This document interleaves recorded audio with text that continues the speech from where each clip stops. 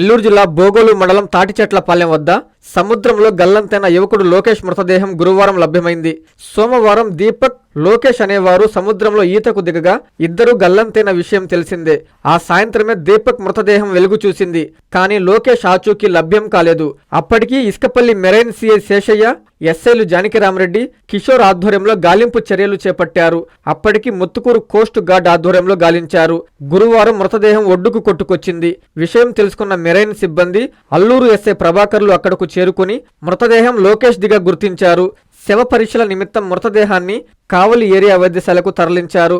మృతుడిది దగదర్తి మండలం ఉలవపాల గ్రామం.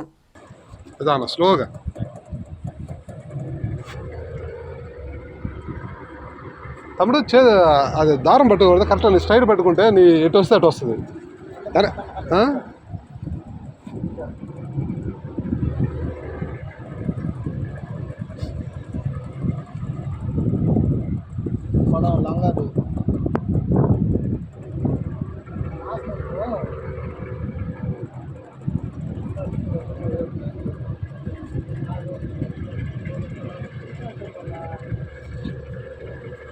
ఆడుండు తమ్ముడు, ఆడుండు, కొంచెం తాడే ఉన్నా బ్యాలెన్స్ చేసుకుంటా.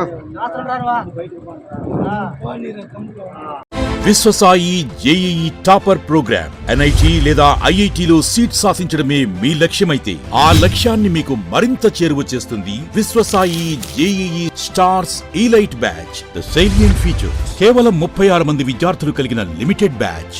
మా అనుభవజ్ఞులైన ఉపాధ్యాయ బృందం, విశ్వసాయి యూనిక్ స్టడీ మెటీరియల్ మరియు మ్యాథ్స్, ఫిజిక్స్, కెమిస్ట్రీలలో 10,000కు పైగా ప్రాక్టీస్ ప్రాబ్లమ్స్ తో step by step salvation, quick problem solving, revision booklet. Viswasai వారి జేఈఈ స్టార్స్ ఇలైట్ బ్యాచ్ లో చేరండి. విశ్వసాయి అంటేనే తల్లిదండ్రుల నమ్మకం, విద్యార్థుల విజయం. Viswasai educational society, Nellore, Tirupati.